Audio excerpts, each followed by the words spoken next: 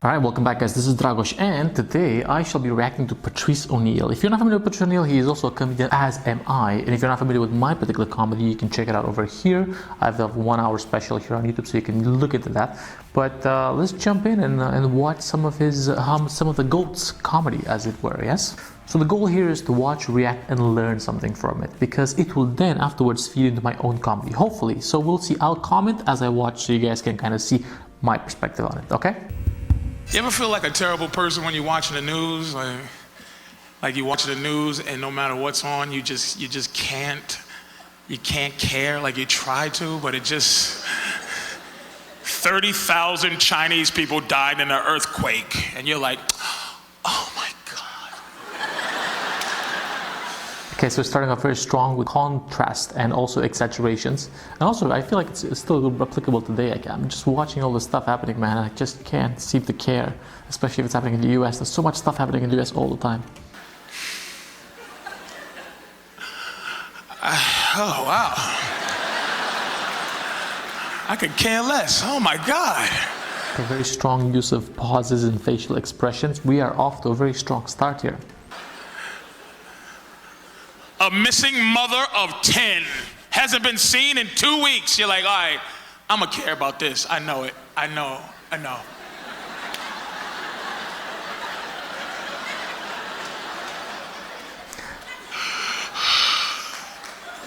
Oh, wow. He's really using every tool in the toolbox. So he's basically using suspense, building up a little suspense, using facial expressions, and very strong contrast. So, mother of 10. Boom. I don't give a damn. Like, I mean, I believe in God, but I'm not deep into religion. Like, I'm too afraid to not believe in God, you know. Like, I'm not an atheist. I'm like, before that, like.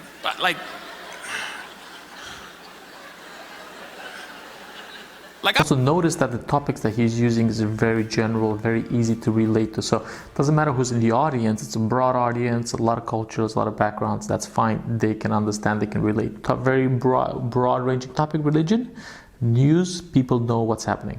I believe in God when I'm on planes. Like, I really believe in God. You ever try to make a side deal with God? I think I heard an Andrew Schultz bit that was very similar. When I get on planes, I look at some old lady struggling with her bags, having trouble putting it in overhead. I'm like, wait a minute, lady, let me get that for you, ma'am. Let me put that heavy bag up there for you, because, you know, look, God, look what a great guy I am helping this woman with her bags. You ain't gonna let the plane crash, are you, Lord Jesus? Because I'm a good person. A bit of body movement as well, integration. You know, obviously he's not doing much movement, but this was very good, very soft, very telling. And then when the plane lands, the lady's looking at me like, you want to get my bags? I'm like, no, like what? I kept the plane in the air, you selfish bitch. I don't even believe in ground karma. I kept us all alive. Let somebody else handle the ground. Very good. I can see like, and you know, when you watch different comedians, you see modern comedians where they inspired. So it seems like definitely Andrew Schultz has had a lot of inspiration from the delivery manner that Patrice O'Neil has. And I know he is a big fan of Patrice O'Neil, but it's interesting. I never noticed until now. I'm not getting it. It's hard to be honest, man. Honesty is not the greatest thing to be. It's not. It's just no one wants to hear. Yeah, especially your woman. You know, she don't want to hear that. You ever have your girlfriend or your wife call you from another room and she's like, sweetie, and then like immediately. You can also see like he's also creating characters and adding voices. This is very crucial. Even in the LPM analysis that I've done before, you can see that I track the amount of character that they bring in the story. That's how you weave a better story, by allowing the person to kind of see the character. Immediately you go, your stomach just goes, ugh. Oh, what does she want? Oh, this is gonna suck, I know it. It's not gonna be good, because it's never good. You wanna hear what happened to me today? You'd be like, oh, not really. I always A very broad, overarching topic, relationships. Everybody can relate to it. A lot of communities use it because it's easy to understand and it hits a very wide target audience. make my girlfriend tell me the end of any story she get ready to tell me first before I invest in the whole. I'd be like, shh, shut up. What's the end of the story? Like, somebody got shot. All right, go ahead, try to tell the story. She starts off wrong all the time. You know my friend Diane, right?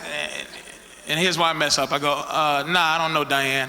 You know Diane. Okay, very interesting. I never realized how much he uses pauses. He uses pauses quite a lot. And I don't know, for me, I think I've only started recently using pauses a bit more because I feel like I'm not very comfortable with silence, but I guess in this type of element, in his element, he's very comfortable with the silence, which means he has a very good understanding of the power dynamics. He holds the power, the audience does not. Now I gotta tell you an hour and a half side story about who Diane is, because I can't keep going with the story till you know who Diane is. Remember 3 years ago I made you go to a party that you didn't want to go to? Or was it 2 years ago? Wait a minute, was it 2 years ago I made you go? No, it was 3 years ago I made you go. And remember I introduced you to a bunch of women you didn't care about? One of them was Diane. You remember now? Don't do this. Yeah, I remember. You don't remember, you're just saying that. I feel like here, the voice modulations, the voice intonation, the characters in interactions act as the punchlines, act as the initiator of laughter, if you will. So it doesn't necessarily have to be a pure punchline, it has to be more of an act out that basically serves as a punchline. So I can tell the story faster. Well, why don't you tell the story faster? Who got shot? Did Diane get shot? She didn't get shot? Did she shoot somebody? She didn't shoot. Why'd you say Diane? Because she don't like guns. Why would you say that? Finish the story. And also, like the emotion, he's very capable of transmitting that emotion of frustration that he has. And I think basically this is where the audience kind of vibes with it. Is it a vibe? Okay, I'm using a lot of funny words. Shut! Never mind now. You won't let me tell the story the way I want to tell the story. So I won't finish because you won't let me tell it with Diane, my friend who doesn't like guns and stuff.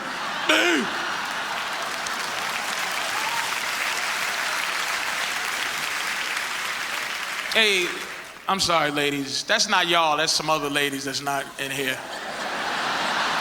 Breaking the fourth wall, as it were, addressing the audience. Interaction with the audience is always good. It always gets them laughing.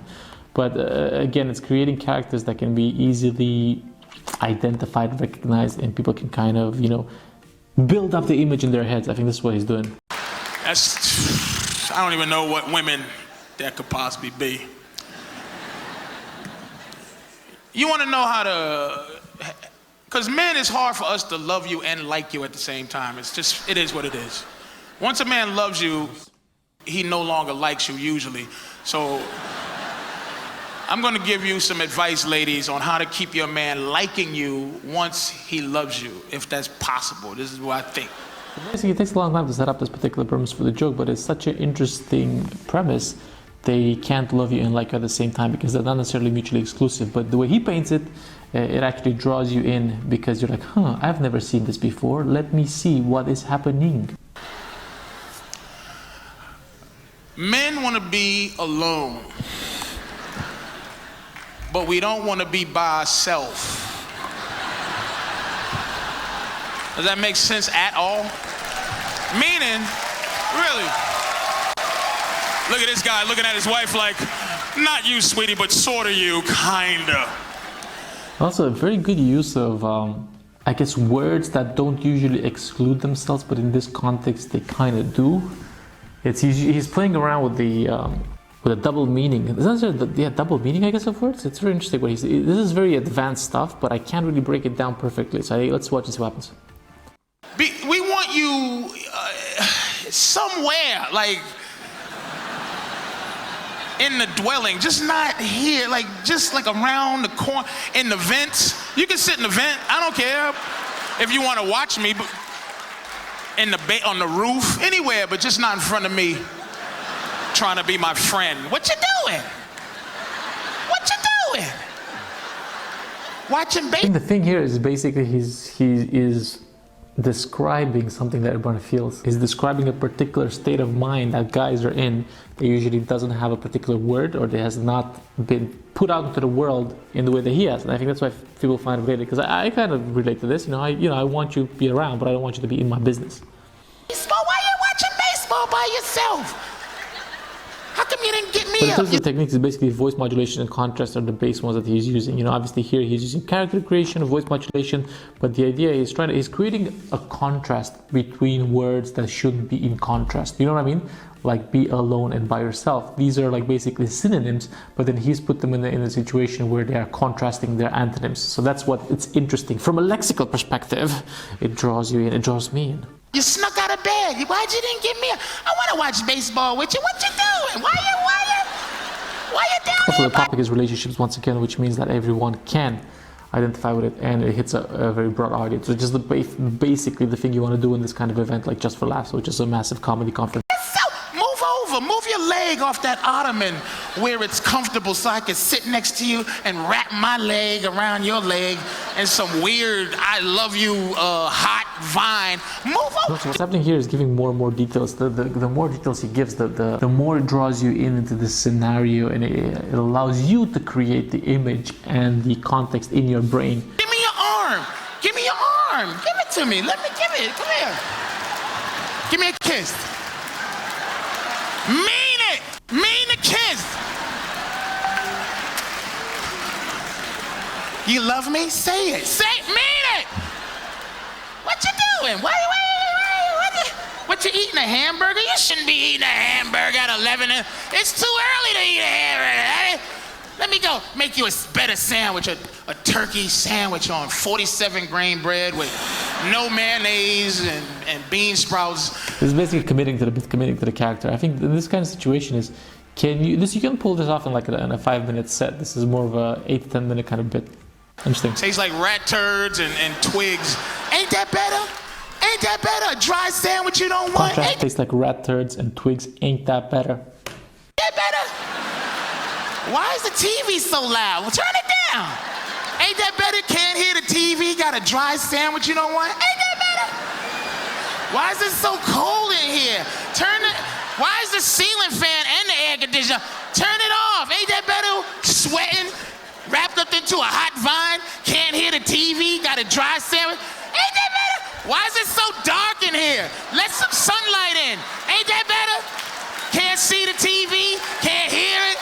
Hey, I gotta go, man. Y'all take care, man. Thank you. Again, it's contrast. But also in the situation, he really went hard on the act, not on the bit.